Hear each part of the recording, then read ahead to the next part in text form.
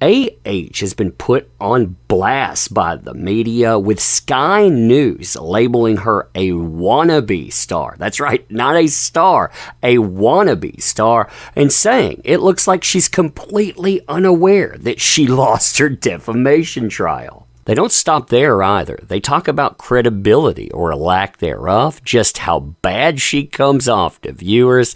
You and I, we're going to react to this live here. Fun times, huh? Fun times indeed. So hey there to all you fine folks on this fine day, by the way. Yeah, let's just get into it and get started. Look, let's move on, though, to America now, because US actress Amber Heard is back in the media's spotlight, agreeing to an interview with Savannah Guthrie from NBC News.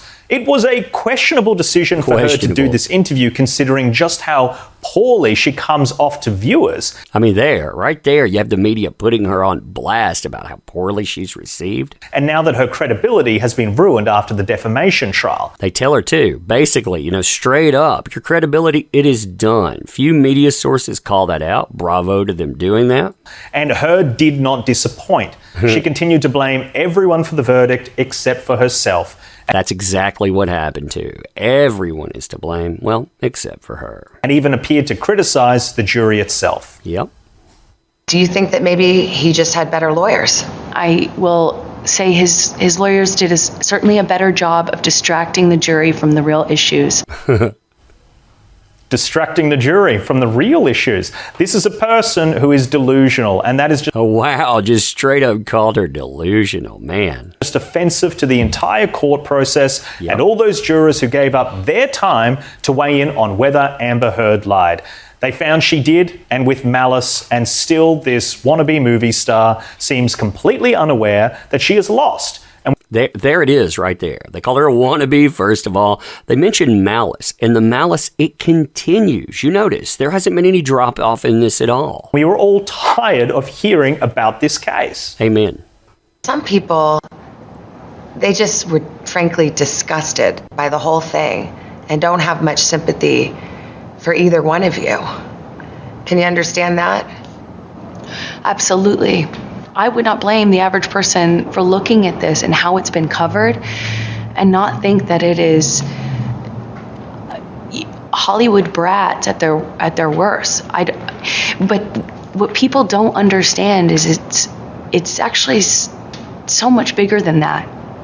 This is not only about our First Amendment right to speak. But here's the thing about the First Amendment. The First Amendment protects free speech.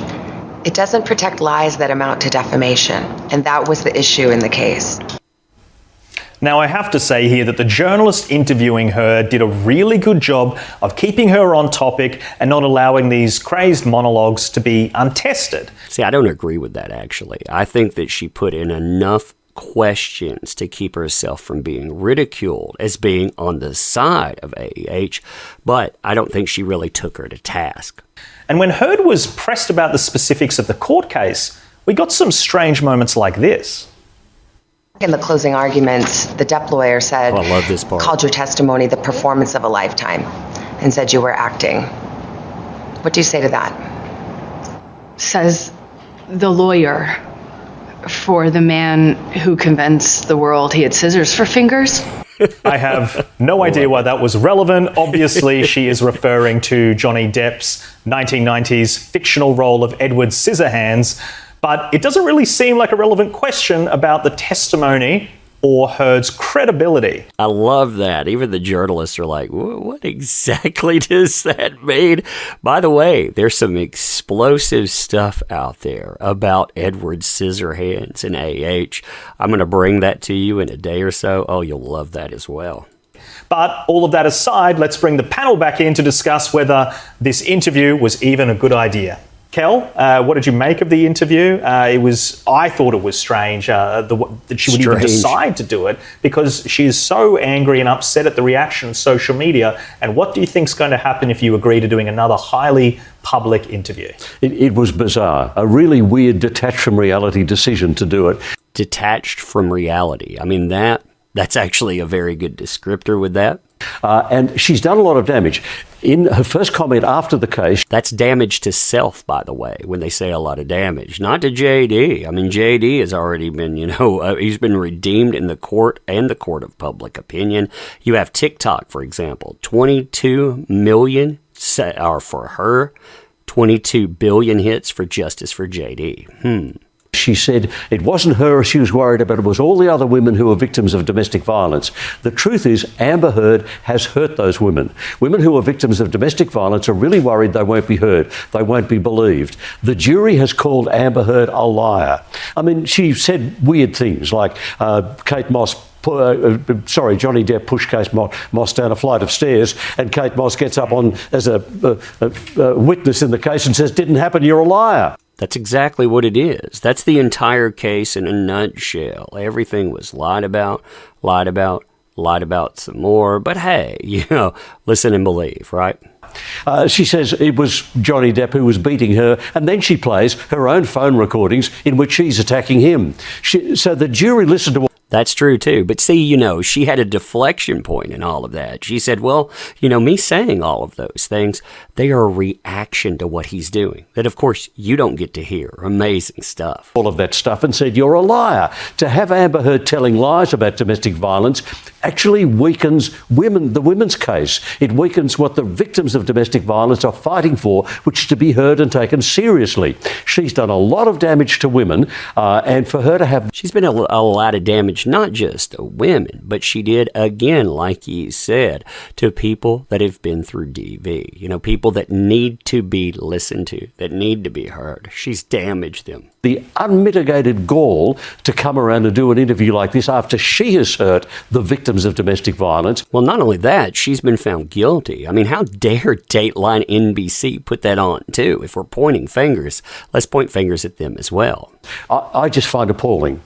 Kosher, interesting media tactic. Do you think it will be effective for her? I do not. So she is clearly on a rehab tour of her public opinion because... Rehab tour, yeah. You notice that's the I should go underground, but I haven't yet. She has lost on every front. She lost legally, she lost in the court of public opinion, and her career has taken a hit. It's going to be very interesting to see what happens next, but I do not expect to see her in the sequel of Aquaman, for example, and other things that she may have had on her slate. So she's trying to rehabilitate that. See, they're even saying, hey, I don't really expect to see her in anything. Now, again, I don't expect to see her in anything long term, just like Ezra Miller. Like I said, she has been fired. That means, hey, you're not coming back long term, but scrubbing her from something after it costs X amount of money, we'll see. As best she can. I think it's going to do little to move the needle one way or the other. And, the tactic she's employing here is predictable, which is that she's trying to extract herself from the specifics of this case, and she's trying to speak in generalities. It's about the Me Too movement. It's about freedom of speech. It's about, somebody being more powerful than the other, etc. The fact of the matter is, if you look at tangible metrics, airtime that she received in the courtroom versus Johnny Depp, the ability of her lawyers to cross-examine him and vice versa. She received all of that equally, and her testimony and her witnesses and her evidence were just not compelling or credible. And well, that's the thing, because her case just wasn't credible or compelling. It never has been, but nobody ever was allowed to hear it because media, they decided to be the arbiters of truth. And well, you saw what the reality was versus the fantasy. The jury has spoken. Kel, Kosher makes a really good point. There were a lot of terminology there. As a wordsmith, I'd be interested to hear what you think about this when she says things like, I'm speaking truth to power. And these are terms that I see written in the more feminist-leaning articles covering this topic. Do you think that that's a deliberate effort for her to lack? Yes, all of these words are deliberately utilized. She was given a puff piece there. She was coached on how to say things. I'm sure she was told a lot of the things that were coming up.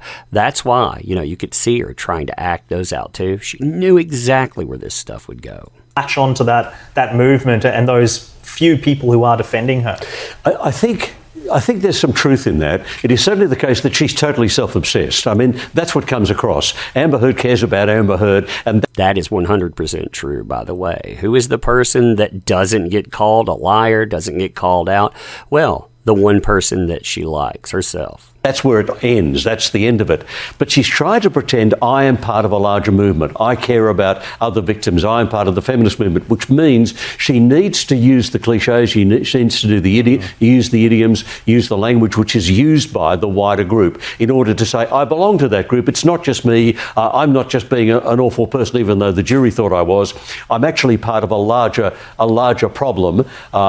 I don't think it's working. I don't think it's working either. I think she just needs to hang it up. She should have disappeared from public sight. Again, we wouldn't have given Chris Brown a microphone and said, hey, Chris Brown, go to it after what he did to Rihanna. But Dateline NBC thought, hey, why not give her one, right? What the interview shows is you can't actually manipulate the media as much as some people think you can. The media can't be manipulated like that, really. Oh, they can be. They were manipulated for 6 long years, and they're still being manipulated depending. Some sources like this are calling her out. They're saying, hey, look at this wannabe star. But for everyone that does that, well, you have a Dateline NBC that tries to get going. Anyway, let me know what you think about this stuff. I thought it was beautiful. Yep, we're getting closer to the 24th too. We'll see exactly what happens when that decision comes in. But check out the links in the description. Help out the channel. Watch our other videos as well. And thank you. Appreciate you. Ending here. See you soon.